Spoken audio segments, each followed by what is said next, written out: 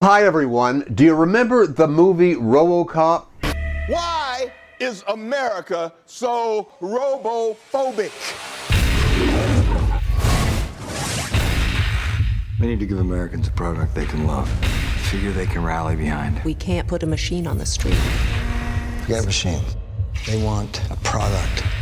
RoboCop. You know how many of the RoboCop franchise films were ever produced? Let me get to that in just a minute. I'm Andy Asher. I'm editor over at BloomerBoomer. And the reason I'm bringing up RoboCop, the superhero, the cyberpunk that we all got to know in the 80s and beyond, well, today, that identity and that persona has kind of changed with financing and investing. Today, we're talking about robo-investing or robo-advising with William Meyer, and he is CEO of his own company, and I want to hear a little bit more about what all you're doing, William, and I'll call you Bill. But tell me what you're doing. Yeah, thanks, Andy. Well, we're a little bit different in that all of our clients are 60 and over, and our focus is in what we call decumulation. It's the rules, processes, and help that a baby boomer needs is a lot different from someone that's growing their money. We focus on what is the right order you should tap savings, maximize Social Security, all the things that someone who's a senior is going to face. And it's a hard math problem. It's more complex. And if you do it correctly, you can find a lot more money. Well, that's the key, isn't it? Now, tell me about this robo-advising, because it's sort of, I have a lot of questions about it, but I just want you to tell me a little bit about how it works. You might say that robo-advising is not meant to replace a live person. Isn't the first step in the direction of eventually maybe even putting you out of the equation and just have the robo-advisor going at it? Yeah, I think that's obviously the initial perception, and there are some companies that do have that philosophy. But again, we're a little bit different. So maybe some context and history would be helpful. If you look at the traditional or the first robo-advisors, Betterment, Wealthfront, Vanguard's a good example as well. They're focused on a very simplistic approach for accumulation. The experience is brought to you by a computer. It's managed by a computer. Really, the client doesn't do much. And the focus to date has been with people that are millennials, and the problems are simpler to solve. So what occurred to us at our firm is, baby boomers have a more complicated situation of trying to draw down and minimize his taxes and maximize Social Security. It's just more complicated. So you allude to it, Andy. We think that you need the computing power of good software to help guide you, give you some suggestions.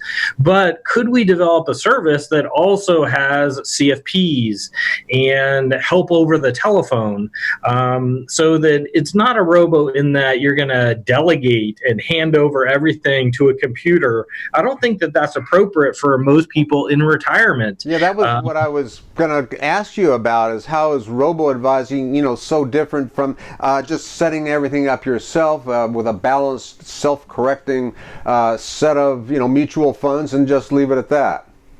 Yeah, it's a good question. And what I pose to you and your listeners is that when you're in decumulation, generating retirement income, it is really different from accumulation. Let's talk about some differences.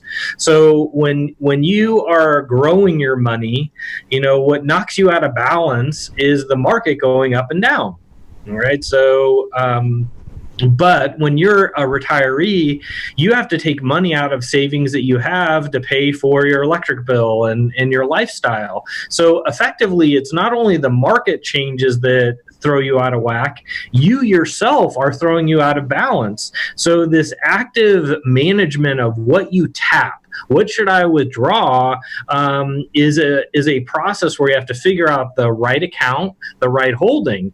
And there's two dimensions of that, Andy. One is if you choose the wrong thing to liquidate, maybe it's from your IRA, that could increase your Medicare premium.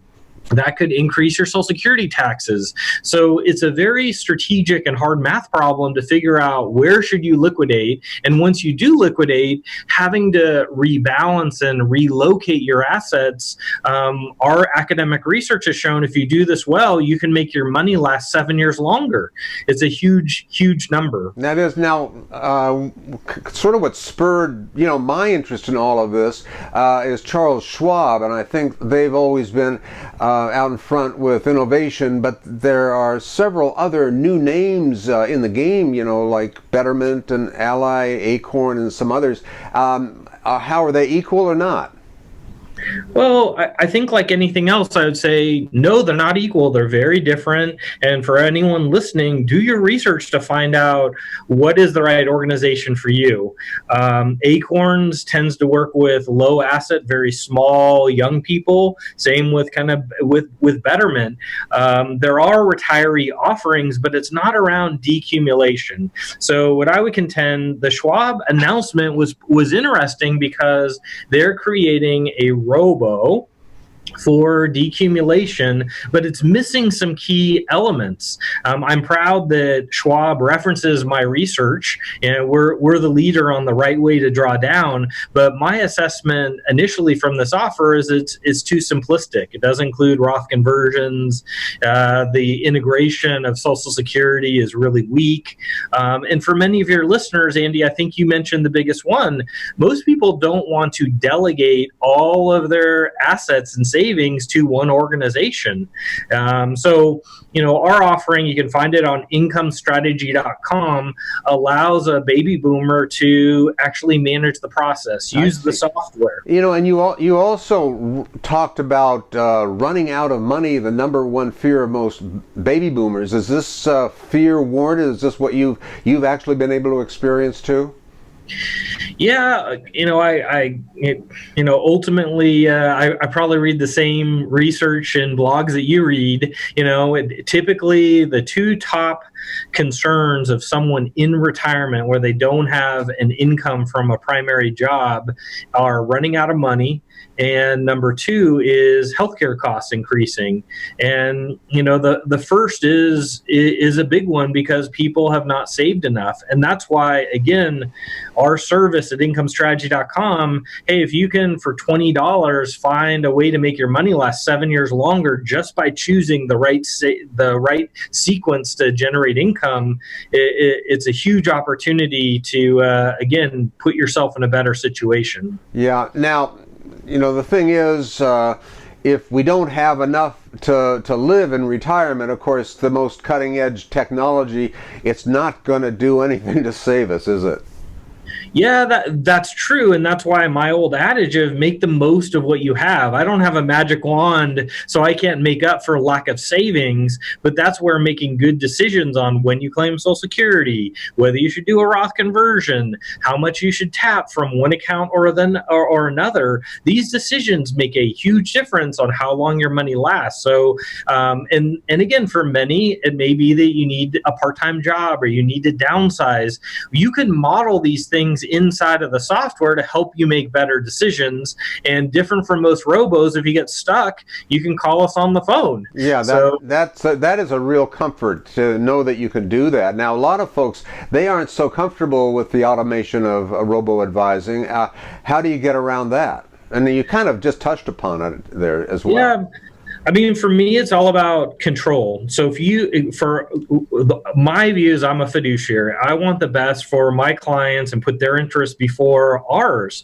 So if a baby boomer wants to manage all of their assets, different from Schwab, we're not going to require you to move all your money to our organization so we can manage it. That's a huge downfall. So you can keep control of it, but still tap us for the expertise. And if you are technology sophisticated, use the software.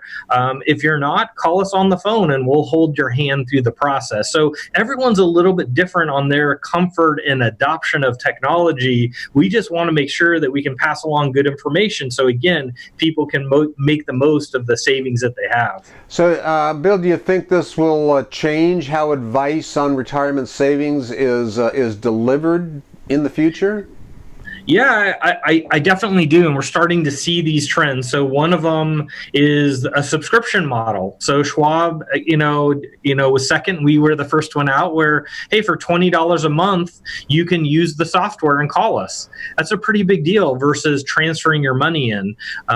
So we think that the traditional model for advisors is going to change. The second dimension, Andy, is, again, decumulation of retirement income. It's not like set it and forget it that Betterment and Wealthfront are doing. It's more complicated. So we see that there will be an interaction with a human and an advisor to explain the implications of many of these decisions. It's not totally intuitive, and again, many of the decisions are irrevocable. You can't. If you make a mistake when you're 60, you can't make up for it. That's for sure. Well, listen, Bill, what's the best take-home advice that you can give someone watching our show today? Yeah, I mean, I hate to be promotional, but we have a free report on our website. It's incomestrategy.com. Anyone can put in their information and they can see how much more money they can find by drawing down in a smart way. And for me, it's a good place, an educational spot to be. It's free, to see, hey, can you make your money last longer than what Schwab, Fidelity, and Vanguard are doing? These techniques are sophisticated, but find out if you can find more money. And if we can help you, we're happy to do so, but learn about what is the right sequence for you to generate retirement income. Find an advisor or a service that's right for you. Don't just assume a big brand is the right one. Make sure that you have the right experts, because this is a complicated niche. No doubt. Well, thanks so much, Bill. That's Bill Meyer, CEO of Retiree Income. And you can learn more about Bill and what he's doing right here. Thanks again, Bill. Thank you. Well, yes, our trivia question. How about how many RoboCop franchise films were ever produced? Well, there are 4 films, one possible new one in the works. And in the meantime, we have more amazing guests coming up. Get our newsletter at BloomerBoomer.com to find out who we'll be talking to next. Until next time, so long.